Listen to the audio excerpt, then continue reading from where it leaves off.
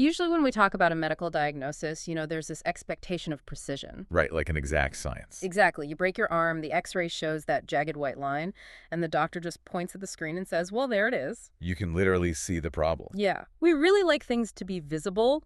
We like to be able to categorize our problems and point to the exact, external source of our pain. It's comforting, in a way. It is. But what happens when the pain isn't a broken arm, but like your entire experience of the world? It's a much harder thing to point a finger at. It really is. And that brings us to our deep dive today. We're looking at a philosophical essay written by Xu Feng in October 2022.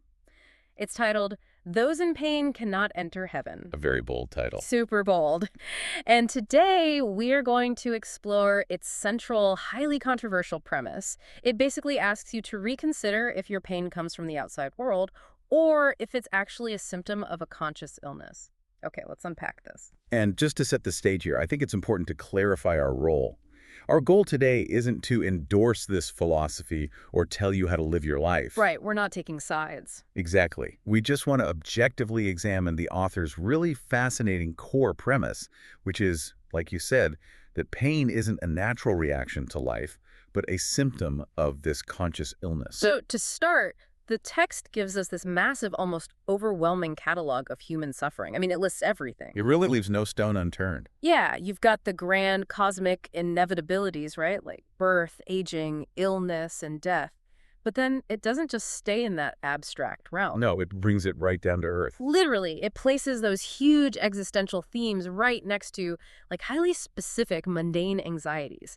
Things like car loans, home mortgages, or navigating brutal power struggles at work. What's fascinating here is how the author deliberately juxtaposes ancient existential suffering with very modern everyday anxieties. It's a really jarring contrast. It is, and it's used to prove a point. By putting the fear of death next to the stress of a mortgage or the logistics of a lockdown, the author is showing that external triggers for pain are just endless. They are unfathomable. It feels a lot like playing an unwinnable game of whack-a-mole. Oh, that's a great way to put it. Right, because you get your finances in order, you whack that mole, and then instantly a friend betrays you. Another mole pops up. Exactly. You resolve that relationship, and then, I don't know, a global lockdown happens. If you try to fix the outside world to cure your pain, you're just swinging the mallet forever. Because the supply of external triggers will literally never run out. But I have to push back here on behalf of anyone listening. I mean, some of the things on that list aren't just abstract anxieties. Dude. If someone is like literally trapped in a lockdown without food, or if they're actively being robbed, is the author really saying their pain is just an illness of their own mind rather than, a valid reaction to reality? It's a really crucial question, and it highlights just how uncompromising this text is. The author isn't denying that lockdowns or robberies happen. Okay, so objective reality still exists. Right. But the philosophy draws this incredibly hard line between the external event and the internal suffering. Interesting. The argument is that if we believe our internal devastation is dictated entirely by those external factors, we are basically surrendering all our power to a universe we can't control. So it's about where you place the blame. Exactly. Because no matter how much you cry out about the injustice of a robbery, the universe is just going to keep presenting you with hardships. So if the external variables are infinite and the universe is uncontrollable, the only common denominator in all this suffering is us. We are the ones experiencing it. Yeah, so the author looks inward. If the pain isn't fundamentally generated by the external event, the text concludes it has to come from our own consciousness. Which leads to their diagnosis. Right. The essay states that if you feel pain, it means your consciousness has gone astray. It's sick. And this is tied to the idea that heaven only accepts joyful people. If we connect this to the bigger picture, the author completely redefines the traditional concepts of heaven and hell to explain this. Yeah, they're not physical destinations anymore. Exactly. The text presents them as active current states of mind.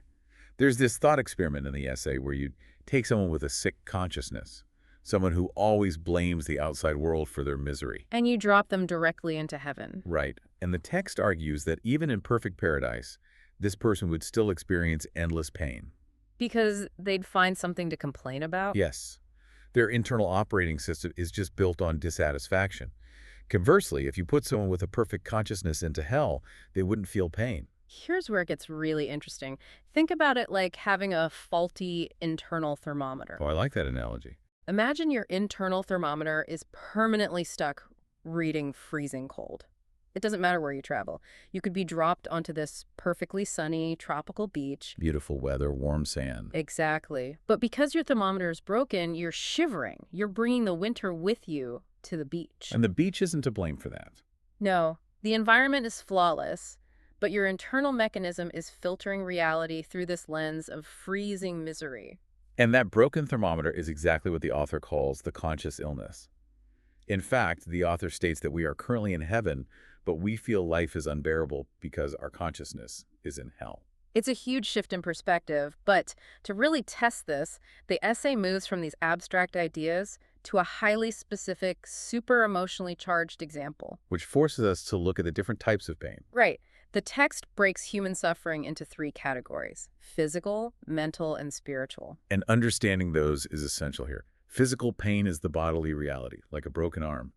Mental pain is the emotional devastation. Heartbreak, grief, that sort of thing. Exactly. And spiritual pain is a clash of worldviews or core values. And the author claims that for most people, mental pain completely surpasses the other two. It's the emotional stuff that really destroys us. Yes.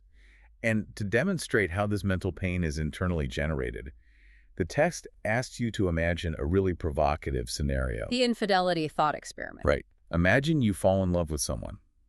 And the text specifically uses the word possess here. You possess them. Then you discover they've slept with other men. Which is, a universally recognized source of trauma. Of course.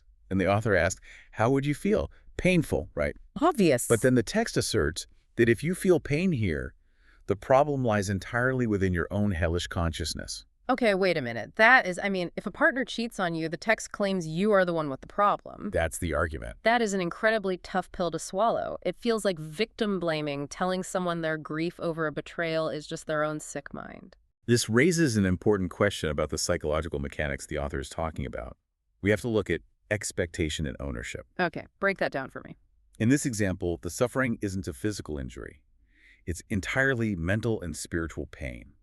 It's emotional devastation and the shattering of your worldview regarding loyalty.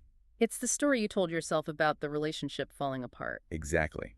And the key is that word possess. You thought you possessed this person. You had a rigid internal model of how they were supposed to behave. You had rules for them. Right. So the pain doesn't come directly from the physical act they committed. The pain comes from the massive friction between your rigid expectation and unpredictable reality. Your brain is screaming, this wasn't supposed to happen. Exactly. Reality broke your rule, and your consciousness generates pain because it refuses to accept reality as it actually is. Wow. So if you had a healthy consciousness, you wouldn't feel the pain of betrayal. According to the text, yes.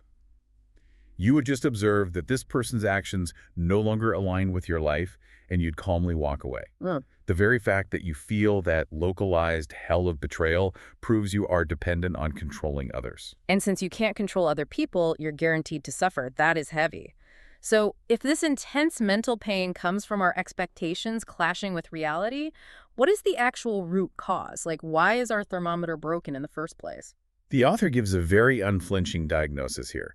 The root of this illness, the thing condemning us to endless pain, is called attachment to the self. Attachment to the self. The Chinese term in the text is woji, right? Yes, Woji. It sounds like a pretty standard philosophical concept, but what does it actually look like in practice? It's defined very practically. At its core, attachment to the self is the perpetual belief that you are right and others are wrong. Wait, that's it. Just needing to be right. It sounds simple, but think about it.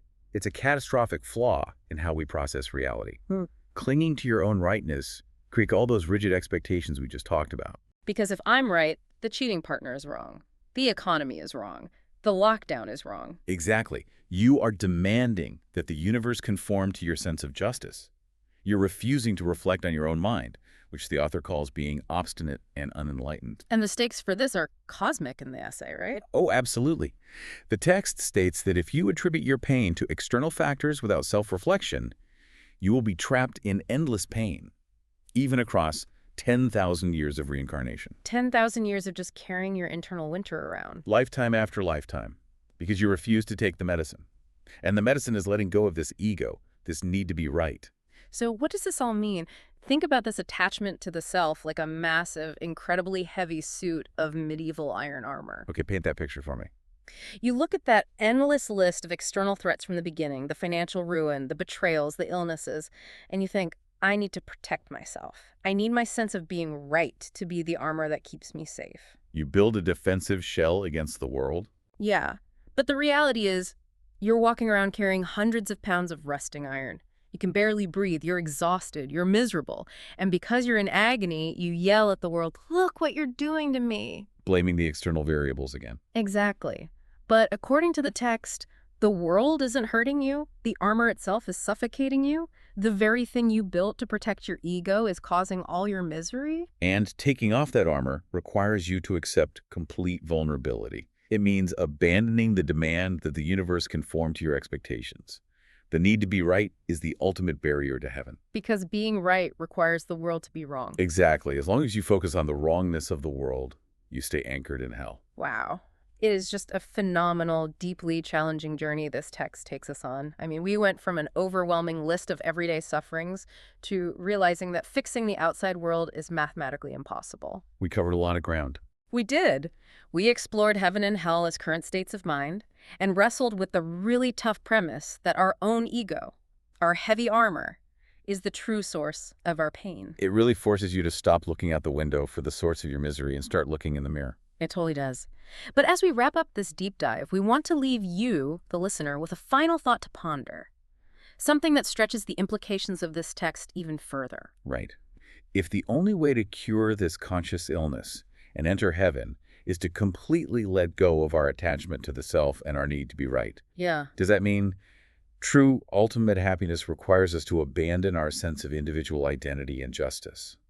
If we strip away our ability to ever feel wronged, do we still know who we actually are? Man, that is a heavy question to carry with you today. Are we ready to take off the armor and face the world without the protection of being right? Are you going to fix your internal thermometer or keep bringing winter to the beach? Thank you so much for joining us on this deep dive. Keep questioning the world around you, and we'll catch you next time.